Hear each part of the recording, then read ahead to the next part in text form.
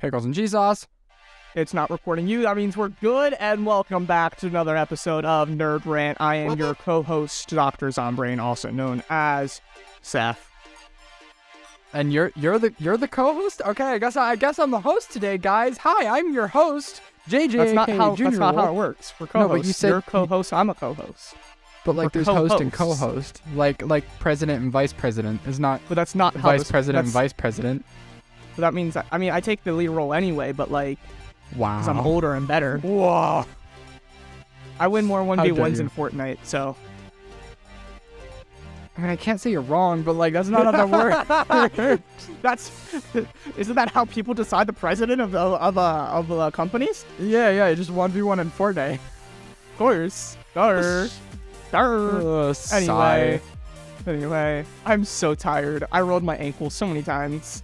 Why would you do that? Because I was playing laser tag. How did that go? Did you win? Are you winning, son? Ish. It's very chaotic. It's very chaotic. Ish? Well, because we're college students, we're not just little kids, so we're allowed to break the rules. So we were running up and down. We were running like upstairs and behind the bleachers and crawling across the top of the bleachers to jump down to then ambush the other side and bomb rushing the other side. So like we have 4 people just all rushing over. Haha. It was fun. Yeah. Just now my one ankle really hurts. I'd imagine so. Yeah. So, what are we doing today, JJ? Today we're going to go on an interesting topic. I'm curious how this one will go because I know you don't have the most experience in this area. No, but I feel like I know enough. I also feel like you know enough, hence why I brought it up as a possibility. I just feel like I know a lot more. Nah, I'm a college student. I'm an encyclopedia of knowledge. Yeah. But today we're talking mostly about Fortnite. Open worlds. Yes. It's gonna be interesting. Video games have a very, very wide array of open worlds. So that's actually one thing I wanted to start the discussion on. Mm-hmm. What exactly would you classify as open world to you? Because when I think open world, so there's like different types of open world, right? So you have something like Minecraft, that's technically open world, but that's more sandbox. But you also have something like Zelda, like the new ones, that's also open world. Mm-hmm. Like, what do you classify? Because again, JJ does know more than me. I mostly play multiplayer games, but what would you classify as open world? Would you call Minecraft an open world game? I would say yes, those are all open world games, but when I say open world, I'm more so referring to something where it's kind of like you got your small prologue start, and then after you hit that point, everything is open to you. You can go and do side quests, you can go and get collectibles, like harvest materials, like stuff like that, like Assassin's Creed Odyssey, where after you get past that first island, the entire place is open to you, and you can do whatever you want. That's what I consider. Most of these games do have a set, but not required path. Mm-hmm. Yeah. Like Zelda Breath of the Wild, there is a specific place you should go to, like you go to the sand biome, and there's like a story quest. But if you really wanted to, you can go straight to the boss and like fight it right off the bat with your stick. Doesn't mean you're gonna win, but yeah, that's more so what I consider a open world game. But they do come in many different varieties. You were playing through Fallen Order. That one I consider to be a open zone game where you kind of have these different planets where you can explore small portions of as freely as you want.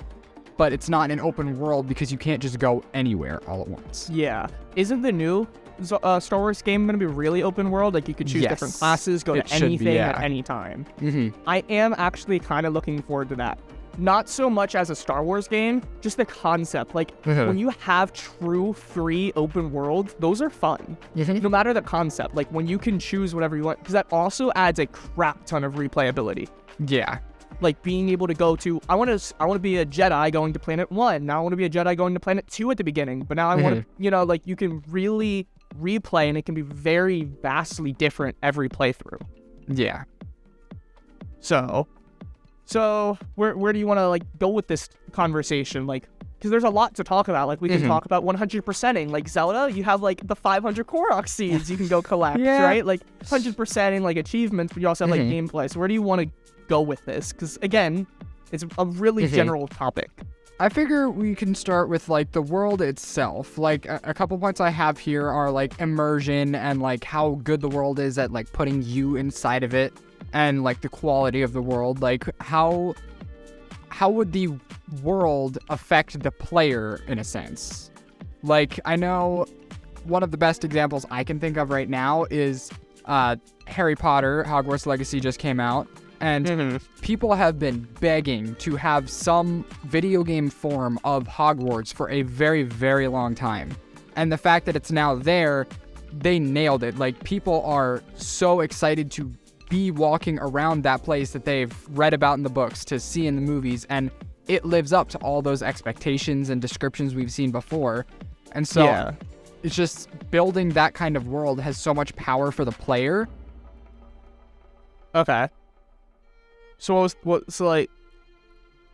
yeah, I definitely think the worlds, like I said, like, for me, I think it depends. Like I said, like the Star Wars game, it's not really because it's Star Wars, it's more for the concept of open world. Whereas me personally, the world isn't as big of a deal, right? Because like I play stuff like Minecraft and Terraria, very flat and like pixelated textures. Yeah. I play Fortnite, which is very cartoony and like rounded, right? It's not so sharp and realistic compared to something like Call of Duty. So for me, something like graphics in the world doesn't matter. It's more the gameplay and the concepts behind it. So like Minecraft, it's doing whatever I want. Zelda, I can just use a bow the entire time or choose different armor sets. I remember when the main playthrough of Zelda that I did, I went to the 3 or 4 labyrinths to get the barbarian armor, which is pretty good, and then I upgraded that and I just used that right off the bat. I didn't have to go through the story, whereas the world itself was kind of not that it was bad, it's just it's not a top priority for me. Yeah, I think it really depends on how solid the game itself is, because there have been a lot of open worlds I've seen that have just not, I haven't cared about them because they didn't put me in a place where I felt like I wanted to explore. Was Sonic Frontiers open world or something weird? Yeah, Sonic Frontiers is open world, and that one has some other problems that I plan on bringing up in a little bit. I don't know anything about that. And there's also a Pokemon game that came out last year that's open world too. Yep. Do you know much about that one? I know a little bit about it, and that's, once again, another thing that I was planning on bringing up. Okay. So, but yeah, the world itself has to be interesting for a player in order for you to explore it. Like, to me, and I know this might make some people angry, but Red Dead 2, that is a game that a lot of people love and praise it for its open world. But to me, if I was put in that world, I would not care about anything because it's mostly desert and just nothing there. Then you're cold-hearted. But like I would not really care at all about exploring that world because it just doesn't seem fun to look around. And see, that's where like I think that's the other cool thing about video games is there's variety. I do like that. I like cowboys and stuff versus space, right? Like I do like sci-fi like Doctor Who, but I do like the old stuff like cowboys versus Star Wars super futuristic. Right? Like I'd rather have a cowboy desert world than a space planet. Yeah. I'm probably going to use this as an example a lot, just a little bit of a warning, but back to Assassin's Creed Odyssey.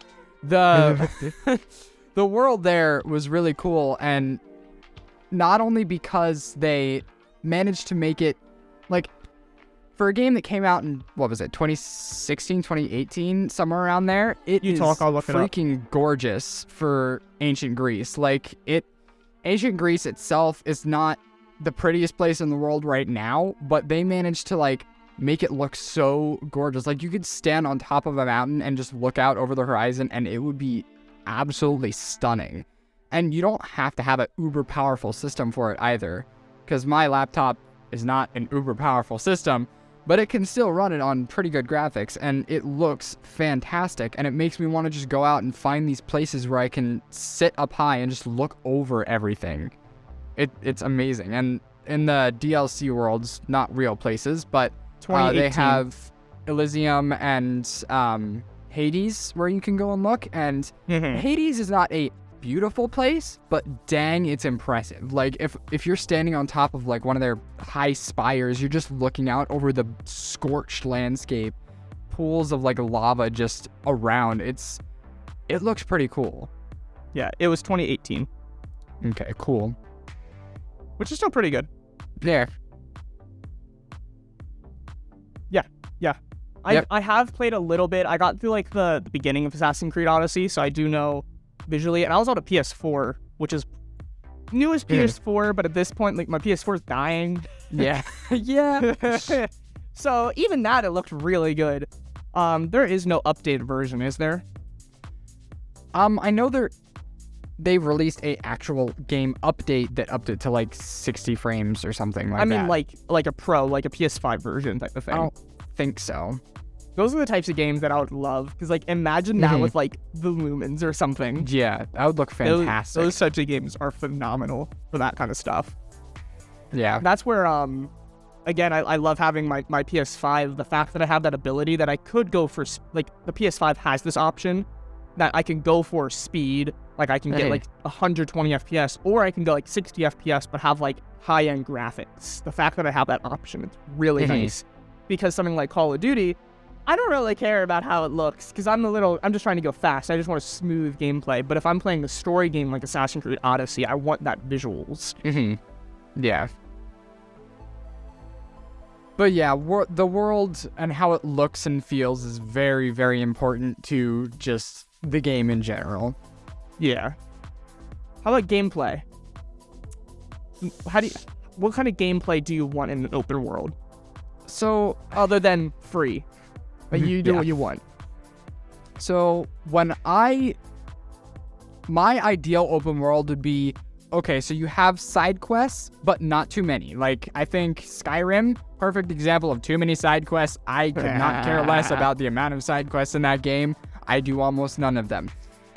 But a game like, oh gosh, what's a good example?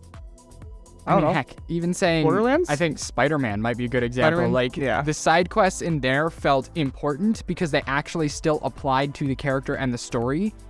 Like, you didn't have to do them per se, but they still mattered. They still felt like a reward enough knowing what happened to these different characters that you've interacted with.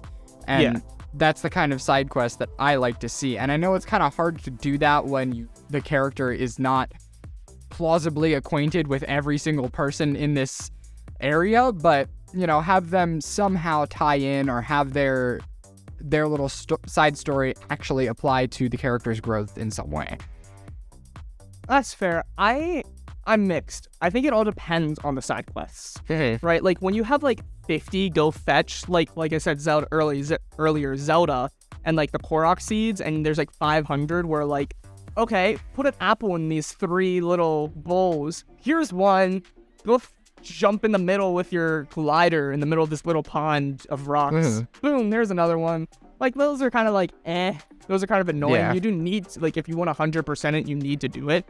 So those are the types of side quests that I just think are stupid. Yeah. And I don't like when games have, like, 100 of those. Yeah, I really don't like the small, tedious ones like that. Like, almost every game has one of those. I don't mind if there is 1 or 2, but, like, there are some games that have an excessive amount of them. And it's just, like, Fortnite Save the World, right? There's some side quests for, like, banners. And one of them you have to defeat, like, 20,000 mist monsters. That's not too bad. And then there's another one where you have to build 500,000 times. Or you have to save 10,000 survivors. Yeah, no, and it's just, or there's one where you have to specifically play with other missions. Like, you have to do a specific mission, like, 1,000 times. That's where it's, like, it's excessive. Like, if it was one of them, like, just play 1,000 times. Okay, that's not too bad, right? But when you have to play a specific mission and do all the specific stuff, like 10,000, 100,000 times, that's where I feel like it gets a bit excessive. Especially when it's not a worthwhile reward. Like, Fortnite's just a banner. Who sees your banner, like, in-game? Like, you're not going to know who specifically it is. So it just doesn't seem worthwhile. But say you did something like that and you got, like, legendary gear, okay, that might actually be worth it then. Yeah, a lot of games have those kind of accolades where it's like, oh, you got to hit 100,000 of these or, like, kill a bunch of these. And it varies from game to game, but most games just give something like XP for it, and I don't like that at all. I know Borderlands does it where they give you like a gun that can only be gotten from that, but they're usually not even worth getting. It's like, oh, I just accidentally got this thing. Let's throw it away. That, with how hard it is, it's almost never to the level that you need. I feel like stuff like that, they should have custom, but they should scale it to where you are. So if you're like level 1 and somehow you get 1,000 kills, you should get like a level 1 gun. But say that you're level like 99 and you finally got 1,000 kills because you're doing quests and not getting kills or something, and it gives you like a level 15. Like that's just doesn't. That's normally how it goes. It's too specific, but that doesn't necessarily mean that's what you need. Or what happens is you're level 15 and gives you a power 60 gun, and then it's too overpowered, and then it kind of just makes the rest of the game too easy. Yeah. It's because I've played games like that where I just go through the first week and I get all the quests and I go from power 1 to like power 7 gear out of 15. Like 15's the max. Like those are the people with like millions of power, and I go straight to like 6 in a first week. Yeah. And it kind of just makes everything like one shot. Even the bosses that have like, this is a mobile game, but like the bosses of the final boss of the world, right? And it has a health bar that's like ×7, so you have to keep knocking it down. I kill it in one move because of just how strong it is. And just balancing in games, especially like that, where you can go do something, is really bad a lot of the time. It's like they don't expect people to do what they're trying to urge you to do. What? You went in the storyline the way you're supposed to? Preposterous. No, you were supposed to go do side quests. You're supposed to do everything else apart from the story. You're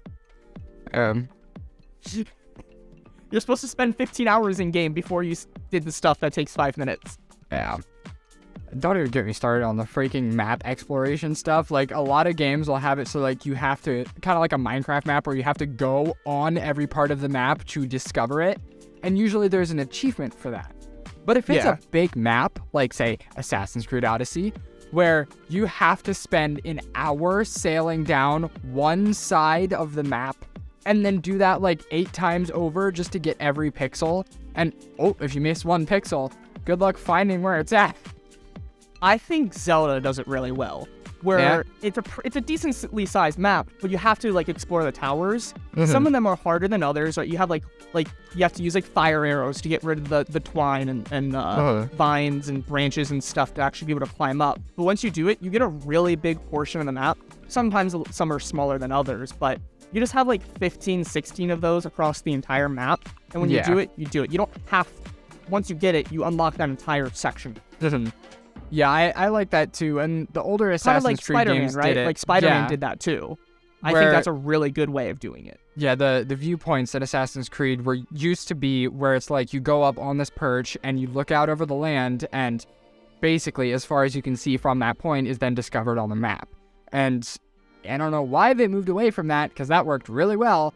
But now it's just like, okay, maybe you discover like the specific locations in this area, but you still have to go along the map. Yeah. Exploration's really annoying. Yeah. Because, like, I understand not wanting to give you the full map off the start. Like, that makes sense. But at the same time, you gotta help the player out. I think there's better and worse ways of doing exploration.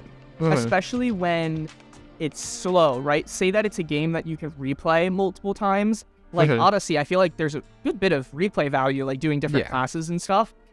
If you've already explored the entire map and took like an hour and a half, 2 hours just to explore before you even actually start playing, I don't really want to do that again.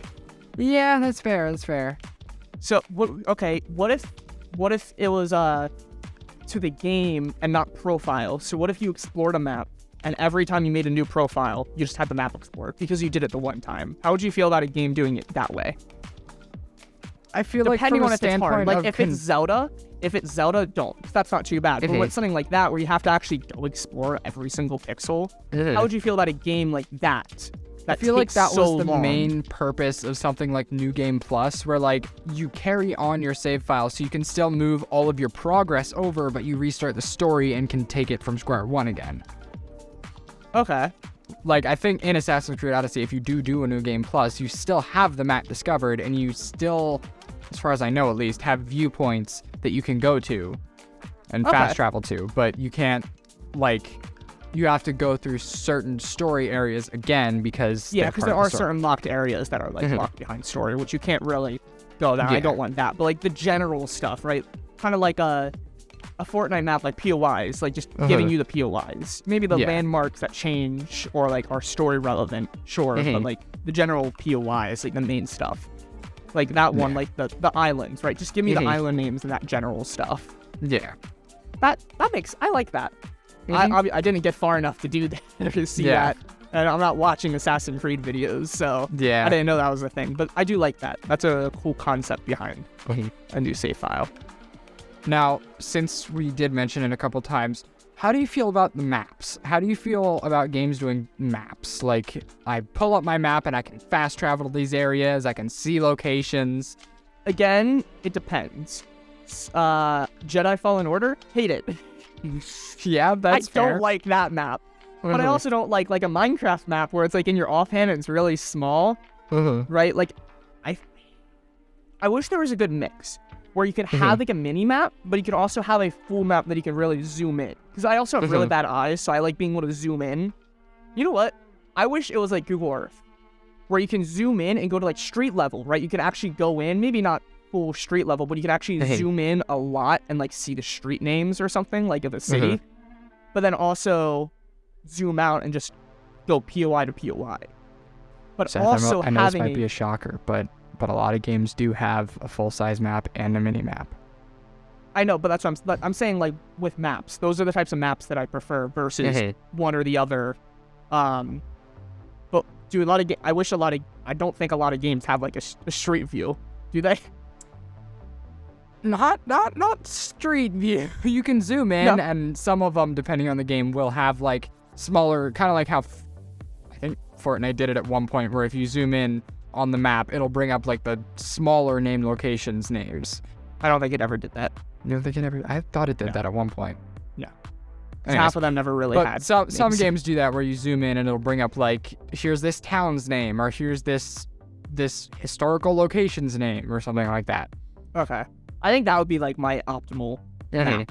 Now, how do you feel about, because I know some games have like options in the settings, how do you feel about the mini map being square, circle, staying still, like it's always facing north, facing where you face? How do you feel about that? Like the different types of little mini maps.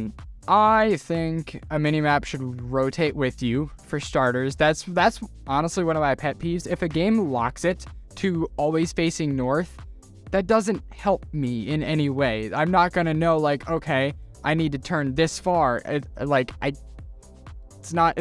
compass. Like I gotta be able to have it turn with me. Well, compass always faces north. Well, yeah, but it turns with you. No, it always faces north. But when you turn, it turns.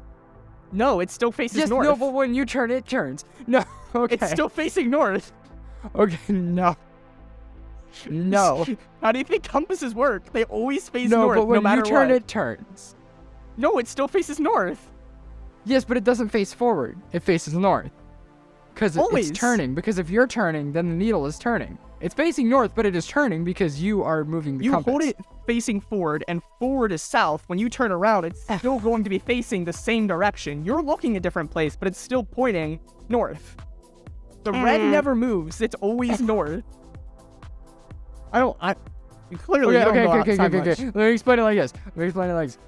Imagine that north needle was pointing toward my objective. That's how I want my map to work. Okay. I want it north to objective. Sure. Think of it like that. Okay. I want it to like I want the objective to move around me, not me to move around the objective. Does that make sense? Okay. That's better because north is always north. North doesn't change. I'm gonna slap you. Go, north is still north. Unless you're at the North Pole, then it can flip to south very quickly. No, it's still north. But not necessarily. No, north is always north. There is no difference.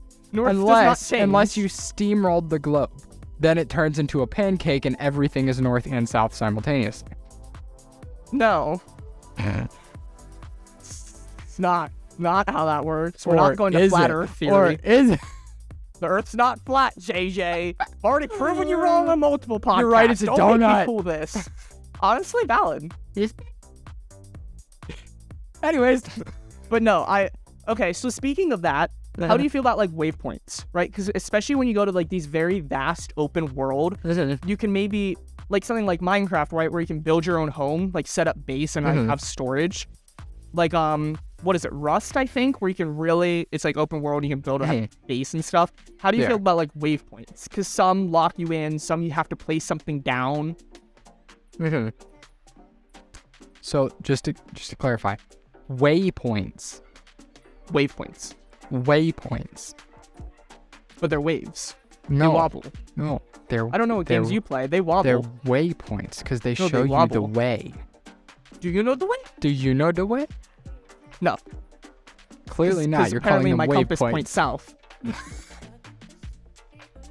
Anyways, waypoints.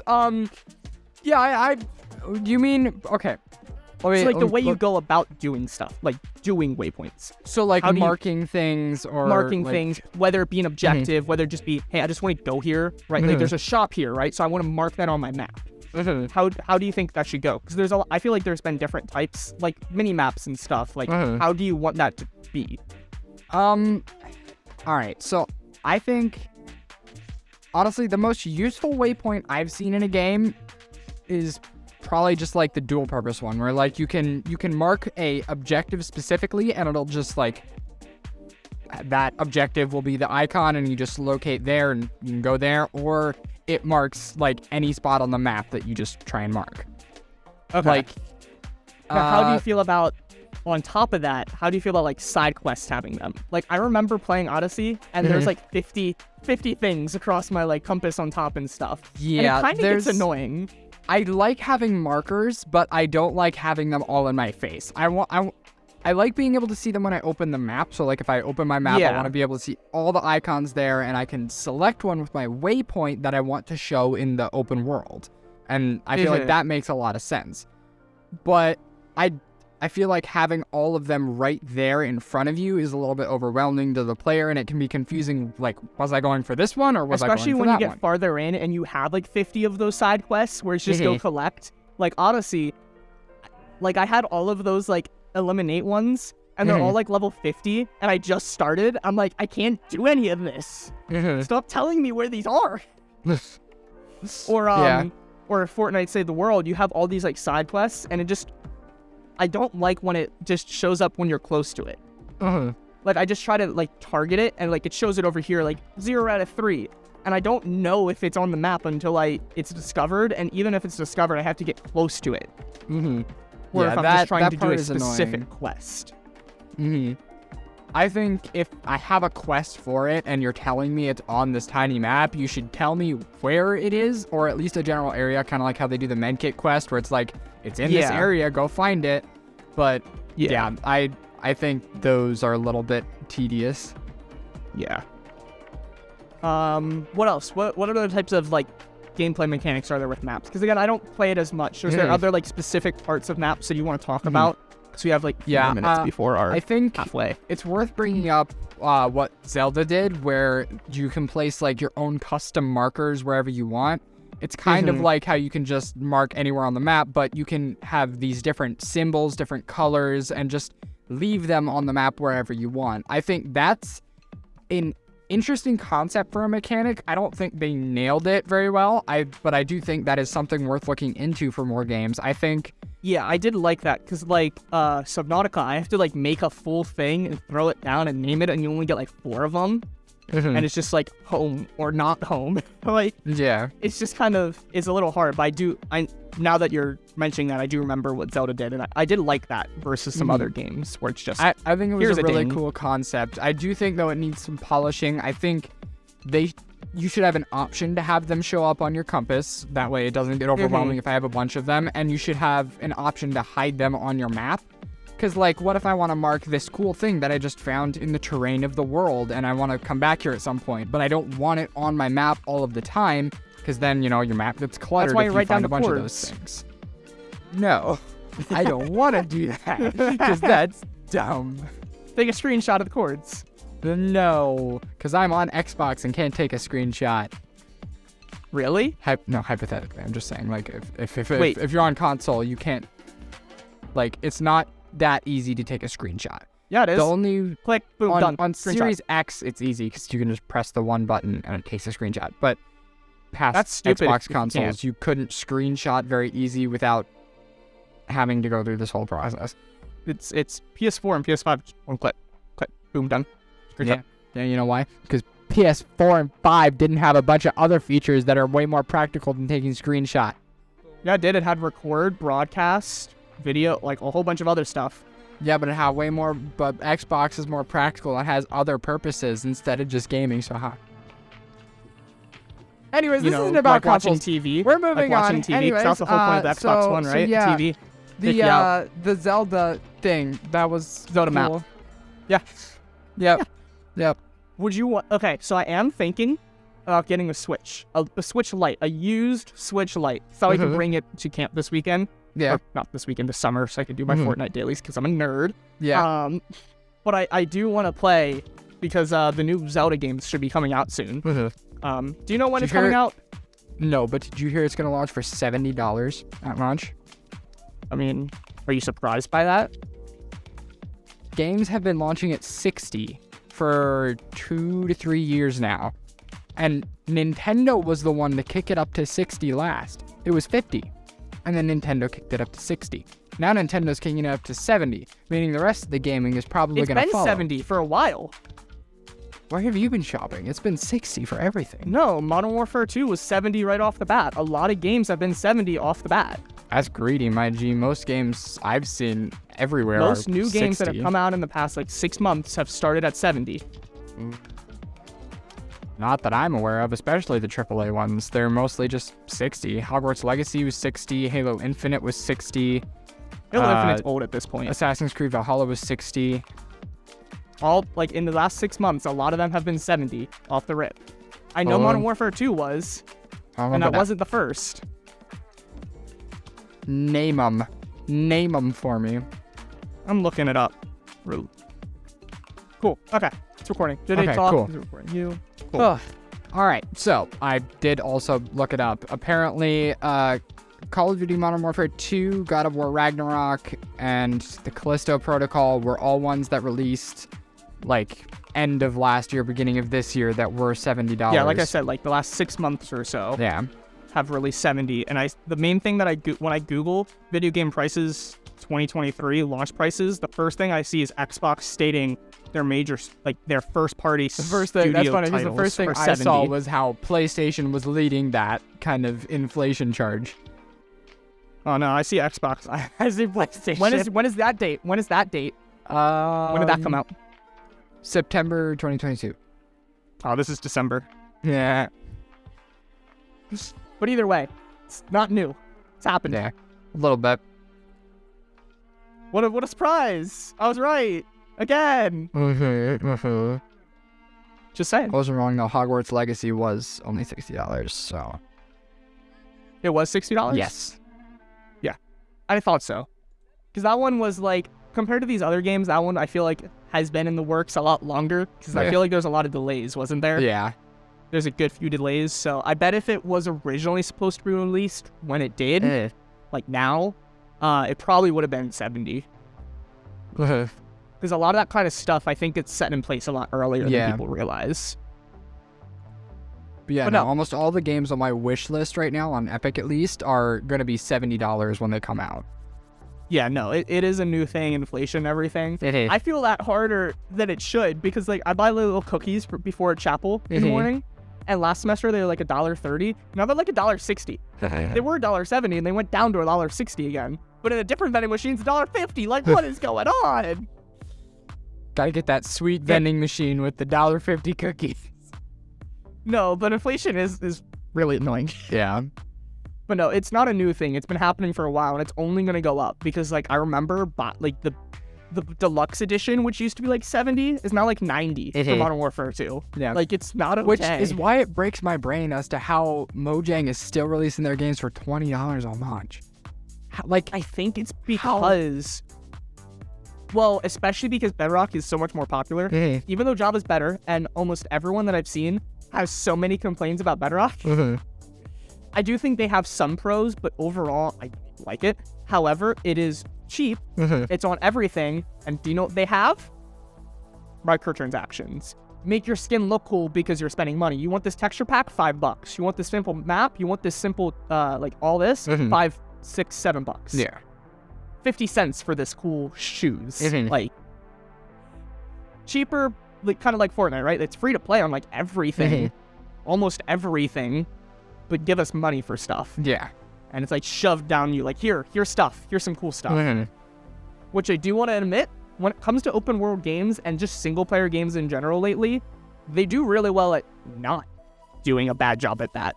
Yeah. Odyssey, I think, did a pretty good job of that. Like, you had different classes and everything and really cool outfits, but it wasn't like game breaking. And even when it was good stuff, you had a level cap that you had to get to a certain level before you can use this super overpowered. So I couldn't spend $15 to get power 20 Viking armor, whichever some of them were.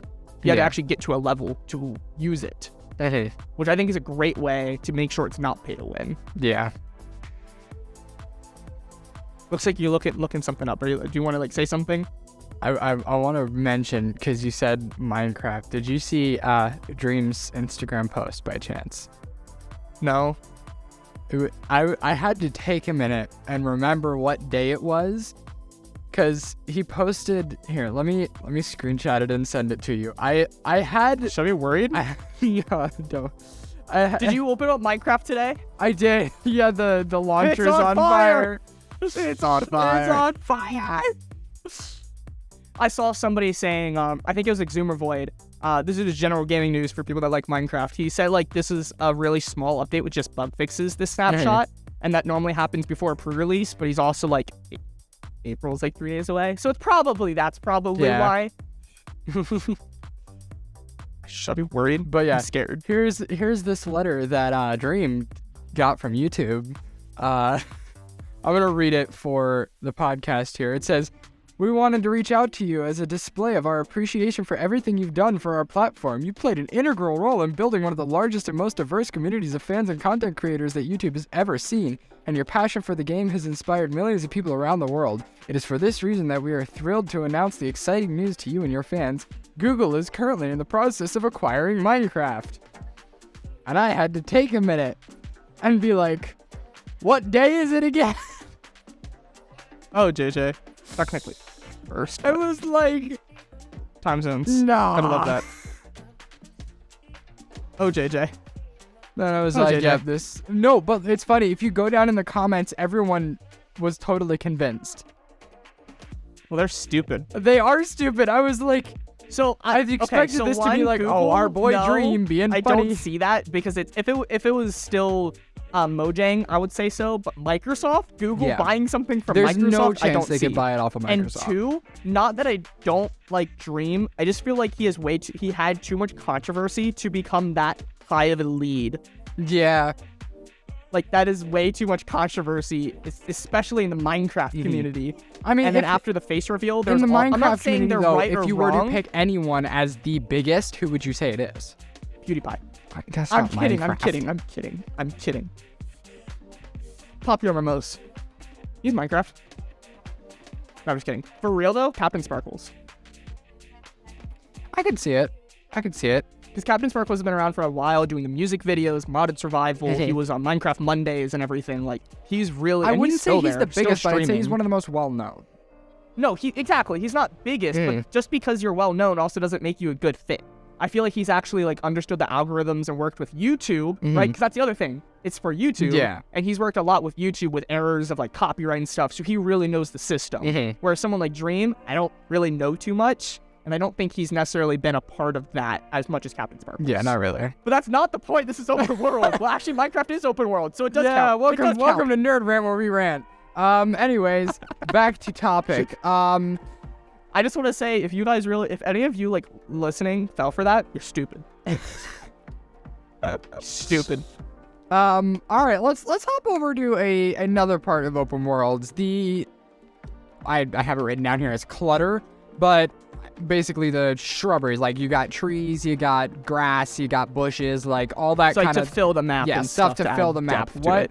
What do you think is good filler, and what do you think is too much?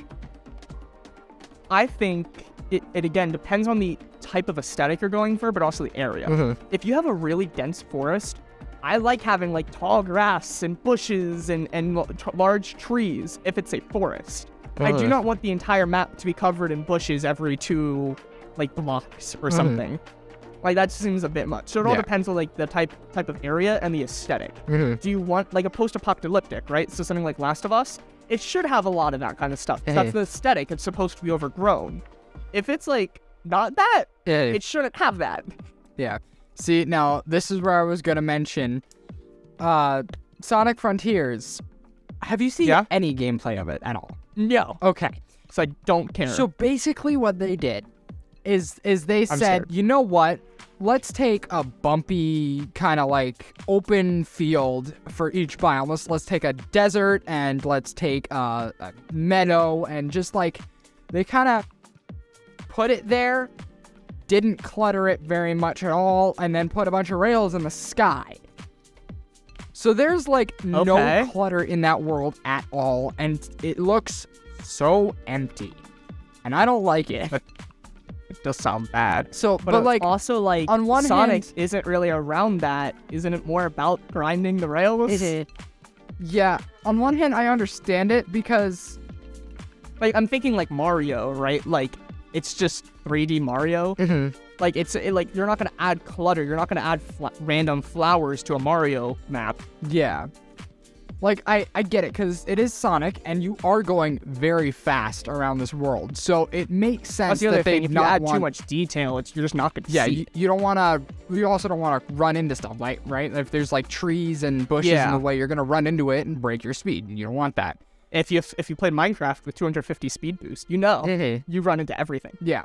So I get why they did it. I just think it doesn't look as good as a lot of other open world games do, just because that character and world just doesn't fit stuff as like well. Bushes, and just make them walk through, right? Like that adds depth, but also make it like not an entity, like Fortnite bushes, right? Like you can walk straight through it. It doesn't affect you at all. Yeah, because like if you look at the trailer, he's running through a forest, and there's a lot of trees and bushes there. And then you go to the game, and it's like, okay, there's maybe a tree every 500 meters. It's like, okay, I don't know what happened there, but I guess that's that. Sounds fun. Yeah, but that's a good example of not having enough of a filled world. Can you break the tree? No. Get some planks? No. Make a crafting table? Sonic is not going to be cranking 90s. Let's talk more Minecraft. Okay. Yeah, in Minecraft. He ain't gonna be cranking 90s in Minecraft. Why not? Because this is Sonic's in Terraria. Minecraft. Are you kidding me? You can do that in Terraria. Yeah. You build with platforms. Jump, jump, jump, jump. I don't have Twitch and YouTube to build with. I'm sorry. These are all episodes we've done too. Yeah. Well, YouTube, I guess. I guess. Like half the Twitch episode was YouTube. Pokes into half most other episodes. Yeah. Okay, so that's clutter. What else? Yep. Talk about maps. Talk about gameplay. Talk about the world. What talk about NPCs in like town areas? Okay, so it depends on what you go for, but honestly, I like it when they're bad. Yeah. Because then you get Oblivion. Yeah. They're really bad, but like peak comedy. I love dogs. Turns around, turns back, getting eaten by dog. Ironic. Bro, like when I watch Cypher reacts or try not to laugh, it's always an Oblivion meme that gets him, and it gets me every time too. I'm gonna be frank with you, like they're great. Yeah, they're great. Do you ever see them often? Like I know you don't watch like Cypher PK all the time, but like they're great. Yeah.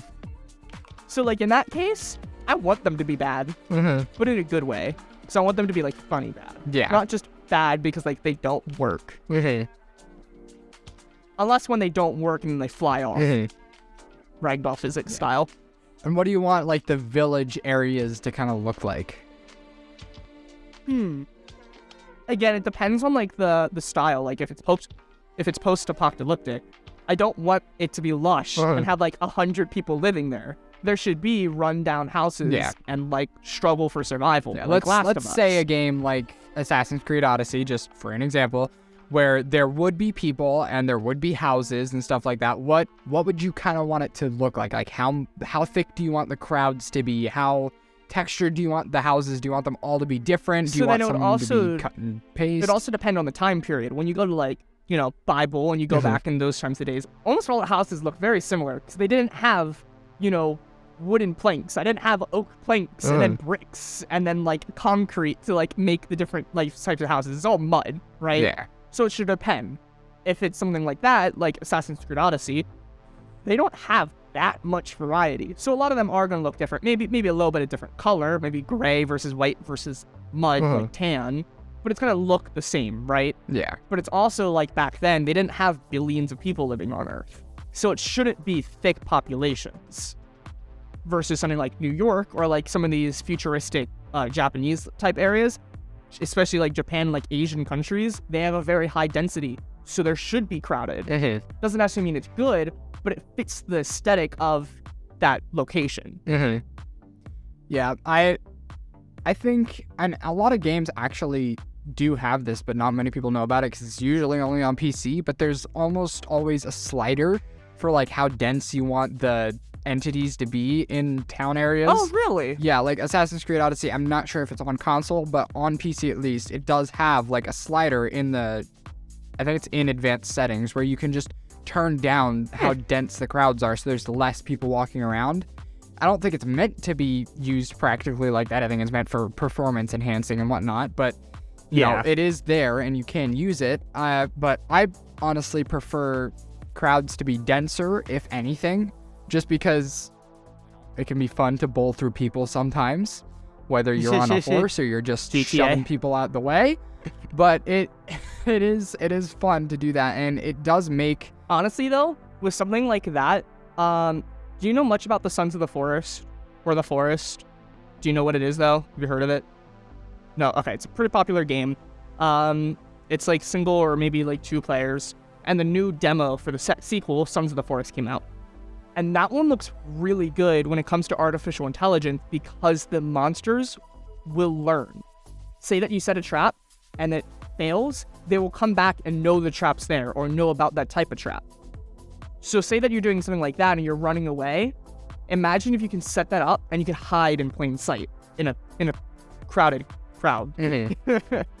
But say that you don't care about that, you can turn it down, right? You don't need that. So you can like kind of use it for your advantage. And I feel like as AI grows smarter, that type of stuff is going to be plausible easier. Because right now, I don't know how easy and good that's going to be without it being super buggy and glitchy and clippy. Yeah. But yeah, I think having denser crowds can make it feel more alive in those town areas. Yeah. It, like, even if there's almost no animated textures or, like, bushes or anything, having more people there just makes it feel like it's more active, you know? Yeah, like I said, I think for me personally, like, all of these games, it should fit a specific aesthetic. I don't really have a way that I like it one way or the other. It should fit the vibe. So if I'm playing something like Assassin's Creed Odyssey, I want low people, simple buildings. I don't want no 7-story skyscraper with a fancy neon sign with 1,000 people living in it when I'm a Viking. Right, like it should all fit in a specific aesthetic, and I do think a lot of games do well with that. Density, not so much. I feel like some games can do a little bit better, like if that's what they're trying for. That's me personally, though. I obviously, like you said, like you always want it more dense. I don't. Like, if I'm playing, like, Last of Us, I should not see 100 people in this small town. Obviously. Yeah, but you do. And it's like, from the way you've made it sounds like people are, like, not existent anymore. Yeah. Like, guess so. What about wildlife? Ooh, wildlife. I think it adds a lot of aesthetic. I think in games where you can do stuff with it, more so than just tame it and ride it, but like Zelda, where you can kill it and make certain stews for shock absorption and fire resistance and cool resistance. I like that, like adding aesthetic. You have to go to a specific area and kill the white rabbit to get like cool resistance, right? I think that's a really well done. But then it also gets obnoxious like Fortnite and wolves and velociraptors. It's just annoying. It's just annoying. Yeah, no, I agree. I think, oh gosh, what's a game that I played with good wildlife that's not Assassin's Creed? I'm wanting really bad to use an example that's not Assassin's Creed. I'm Fortnite, you're Assassin's Creed. Fair enough. I'm gonna use Assassin's Creed. Assassin's Creed 3 this time, though. Okay, good. Yep. They had their hunting mechanic. Might want to go fast. So I just realized we have like 3 minutes. Oh, okay. They had a hunting mechanic. It was like Native American set, so they had bows and stuff. But you would hunt for rabbits and boars and stuff, and you could use that meat and the hides, and you could sell it or use it to craft like new gear and stuff. But the wildlife wasn't important to the point where like you had to hunt it. So it just made for cool aesthetic around the world. Like I'm just running through this forest, and I just see like a bunny run away, or I see a deer over behind this tree, just like look at me and then run off. It adds a lot of livelihood to something like a forest where there otherwise wouldn't be much. Yeah. Honestly, though, I do like how a lot of games add a lot of aesthetic, whether it be wildlife, whether it be like leaves falling. A lot of games I do think do really well making the game feel alive. And with new graphics, like, you know, Unreal Engine 5.2 or whatever, that's only going to get better. And I cannot wait to see games in 4 or 5 years. Yeah. With some of the crazy graphics and aesthetics we're going to be getting. It's going to look awesome. And hopefully Nerd Rant will still be around to tell you about it. Hopefully, unless, you know, you get a life and decide to ditch me. I already have a life. You're the one ditching me. Yeah, definitely. Simp. What? Anyway, thank you all for listening. Make sure you follow us at Nerd Rant Podcast on Instagram and Twitter. And if you're on Spotify, hit that bell. If you're on other stuff, I don't know. I don't use other stuff. There's almost always a follow button, so do the follow button. At least on mobile. I don't know about PC. Because remember, you were confused when I said follow, hit the bell like, the first time. Do all the stuff. Press all the buttons for the podcast. You know, go through and bang your head on the keyboard. Something will happen. This is true. Something will happen. I don't know. You might delete your life. Yep. Nerd Rant does not condone self-violence. Anyway. Anyway, see y'all later and enjoy your open world experiences. Peace.